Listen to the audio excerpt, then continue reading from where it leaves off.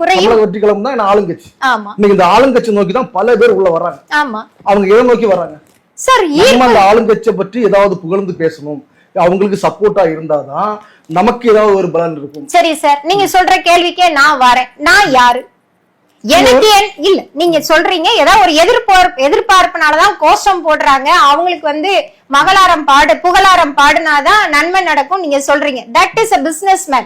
Sir, businessman மட்டும் தொழிலதிபர்கள் மட்டும்தான் ஓட்டு போட்டு இன்னைக்கு தேர்ந்தெடுத்திருக்காங்களா? பாமர மக்கள் சார் இன்னைக்கு எத்தனை பேர் இருக்காங்க? நான் படிச்சிருக்கேன், ரைட்டு. என் வீட்டுல இன்னைக்கு இந்த வீட்டை எடுத்துக்கொள்வோமே, என்னுடைய கார் உதவியாளரா இருக்கட்டும், வீடை கவனிக்கும் உதவியாளர் அவர்களா இருக்கட்டும், அவர்கள் என்ன படித்திருக்கிறார்கள்? ஏன் டிவிக்கே தேர்ந்தெடுத்திருக்க? அவர்களுக்கு என்ன ஆதாரம் இருக்கிறது? ஒன்றுமல்ல. நல்லவர் வந்தால் நல்லது நடக்கும். நமக்கு ஏதாவது நம் வாழ்க்கை முறையில் ஒரு சிறிய மாற்றம்.